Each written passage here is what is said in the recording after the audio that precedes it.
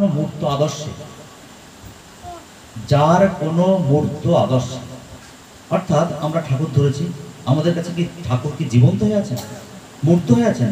মূর্ত হলে কিন্তু অমল করে কিন্তু বিয়ে করতে আসে না, বিয়ে হয় না। তাহলে আমাদের কাছে ঠাকুর কিন্তু মৃত হয়ে আছে। কিন্তু আমার আচার্যের কাছে ঠাকুর কিন্তু পুরোপুরি মূর্ত হয়ে আছেন, জীবন্ত হয়ে আছেন, যার কোনো মূর্ত আদর্শে কর্মময় অটুট আসক্তি, এই কন্টিনিউয়াস কর্ম, তিনি কর্ম ছাড়া নেই। কেমন কর্ম? কদিন আগে, এই ধরুন 2 থেকে 3 দিন আগে,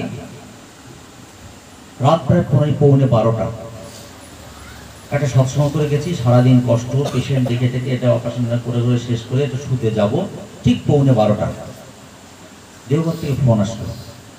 ফোন করছেন কে? পূজনীয় অবিন দাদা লোকেশ বলে একটা ছেলেকে দিয়ে ফোন করাচ্ছেন, এমার্জেন্সি। এমার্জেন্সিটা কি? তিনি ততক্ষণ জেগে আছেন, বসে আছেন আমাদের সমস্যা সমাধানের জন্য। জলপাইগুড়ির একটা ছেলে বেশি দিন দীক্ষা নেয়নি, এবং তার এক ঠাকুর দাদা, খুঁড়তো ঠাকুর দাদা, সে আমাদের জলপাইগুড়ি মেডিকেল কলেজে খাবি খাচ্ছে, মানে মারা যাবে। এই মতো পরিস্থিতিতে যে নিরুপায় হয়ে যখন কোনো পথ পাচ্ছে না, ডাক্তার ট্রিটমেন্ট যখন শেষ, তখন পূজনীয় অবিন দাদাকে নিবেদন করার জন্য খবর পেয়েছি। আর তিনি সেই মুহূর্তে,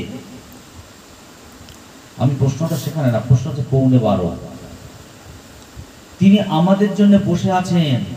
এই 11:15 একটা 24 ঘন্টা এই কর্মময় অটুট আসক্তি আজকে ডিপিঅক্সের কাজ করছে। তার মা বলছেন না, আমার ছেলেটা একটু শান্তি দিবি না, একটু টাইম দিবি না? 24 ঘন্টার মধ্যে 22 ঘন্টা কাজ করছেন।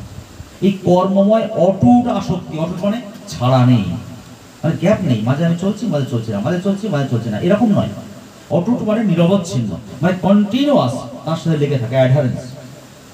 অটুট আসক্তি, আসক্তি মানে ওখান থেকে ছাড়াছাড়ির ব্যাপার নেই, আসক্তিটা এমন। তারপরে বলছেন যার সময় বা সীমাকে ছাপিয়ে, আজকে এই যে দীপু ভাই গান করছিল, শ্রী দাদার লেখা গান, দাদা তো নেই আজকে আমাদের সামনে, কিন্তু সময় বা সীমাকে ছাপিয়ে তাকে নর্মাল ভাবে ভগবান করে তুলেছে। দেখুন তাকে, তার এই গান করতে করতে, গান শুনতে শুনতে দাদার কথা আমরা ফিরে গেছি এই গানের মধ্য দিয়ে। সময় বা সীমাকে তিনি ছাপিয়ে যাচ্ছেন। তাহলে আমাদের কর্মটা কেমন কর্ম হবে? প্রণয় প্রণমত্ব জাগ দীপনা, আমাদের কর্মটা ওই ঈশ্বরের দিকে যা আমাদেরকে নিয়ে যায়, এমন জাগ এবং যজ্ঞ তিনি বলছেন, এমন কর্মের মধ্য দিয়ে আমাদেরকে যেতে বলছেন। তো এই তারপরের লাইনটা কি বলছেন?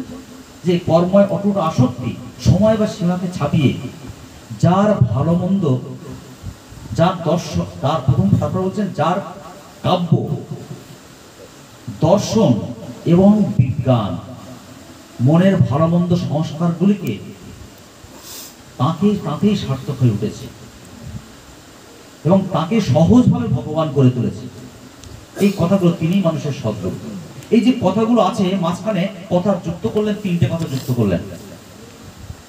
কি কথা? তার কাব্য, তার দর্শন, আর পরের কথা বললেন বিজ্ঞান। তাহলে 3টে জিনিসটা, এর মধ্যে আবার ভালো মন্দ সংস্কার। তো প্রথমেই যে তিনি কি বললেন? কাব্য। কাব্য মানে যিনি কবিতা লেখেন তাকে কাব্যিক বলি। কবি রবীন্দ্রনাথ ঠাকুর কবি কাকে বলে? রামকৃষ্ণ কথামৃতের একটা ছন্দের মধ্যে লিখছেন একটা জায়গাতে, কবি ভিড়ে ভিড়ে জম করে একটা কথা। কবি মানে সবচেয়ে প্রজ্ঞাশালী ব্যক্তি, অর্থাৎ তিনি সবচেয়ে বিজ্ঞবান, বিদ্বান। এখানে কবি অর্থে এই কথা ব্যবহার করা হয়েছে, যার কবি, কাব্য। এরপর কথা দর্শন। দর্শন মানে আমার ভাব জগৎ, যেখানে বস্তু মেটেরিয়ালিস্টিক জগৎ আছে সেটা বাদ দিয়েও যা আছে, আমার ভাব জগৎটা টোটালটা নিয়ে আমার দর্শন। আবার দর্শনের সাথে যারা ভাব জগৎ নিয়ে থাকেন, আবার এই মেটেরিয়ালিস্টিক জগৎ, যারা বিজ্ঞানের জগৎ, বৈজ্ঞানিক, এর সাথে মিলতে চায় না।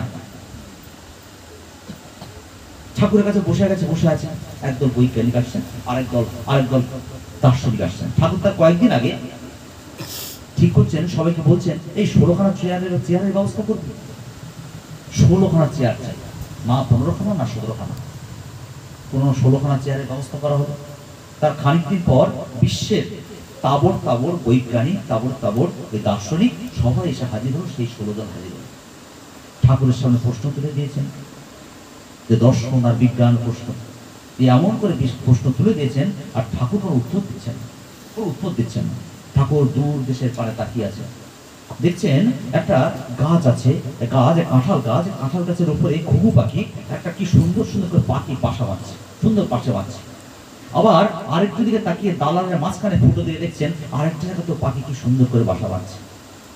বৈজ্ঞানিকরা দার্শনিকরা ভাবছেন ঠাকুর বোধহয় এবারে বোধহয় ঠাকুরের ভগবানত্ব চুকে গেল, এবার তিনি কোনো উত্তরই দিতে পারবেন না, তার ভগবানত্ব চুকে গেল। এই না বলতে বলতে এই ঠাকুর বলছেন, হ্যাঁ এই যে পাখিরা বাসা বাঁধছে কোটরের মধ্যে, কাঁঠাল গাছের মধ্যে, বলে ঠাকুর বলছেন দেখে শুনে চিন্তা আসে।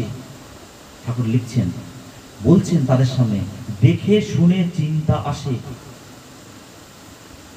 চিন্তা থেকে আসে ভাবাবেগ, ভাবাবেগ থেকে আসে কৃতি সম্বেগ, কৃতি সম্বেগই করে করার আবেগ, কৃতি সম্বেগ থেকে আসে করা, করা থেকে আসে আমাদের প্রজ্ঞা।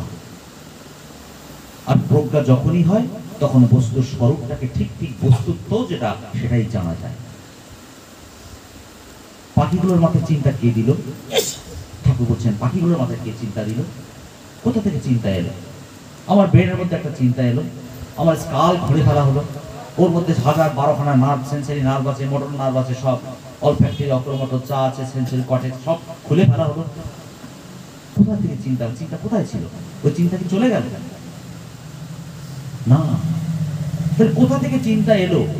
দেখে শুনে ওই পাখির মধ্যে চিন্তাটা কোথা থেকে এলো? তার বাসা বাঁধতে হবে। এবার তারপরে তার ভাব সৃষ্টি হলো। ওই ভাব কি হলো? এবার বুরুনি করতে করতে তার মেটেরিয়ালিস্টিক জগতে সে ঢুকে গেল, মেটেরিয়ালিস্টিক জগৎ সে বাসা তৈরি করে ফেলল। এবার ওটার উপরেও যখন তার জ্ঞান তৈরি হবে, সে প্রকৃত জ্ঞান যখন হবে, তার প্রজ্ঞা যখন তৈরি হবে, তখন সে বৈজ্ঞানিক, অর্থাৎ ওইদিকে ভাব জগৎ, মনের জগৎ যারা দার্শনিক বসে আছেন, আর এটি মেটেরিয়ালিস্টিক জগৎ যারা বিজ্ঞান নিয়ে বসে আছেন, দুটো নিয়ে সম্মেলন করাচ্ছেন একটা বাণী মধ্য দিয়ে। এই তোমার ঠাকুর। তাই তার এই আচার্য হচ্ছেন, তার হচ্ছে চরম মরে। আমরা তার মতো হওয়ার চেষ্টা করব, তার দিকে যাওয়ার চেষ্টা করব। তাই তার প্রতিটি কথা, তার প্রতিটি চলন, তার প্রতিটি রকম সবটাই আমাদের অনুসরণীয়। আমরা চলতে থাকি, কথা তো শেষ হয় না। সবার শান্তি হোক, স্বস্তি হোক, জয় গুরু।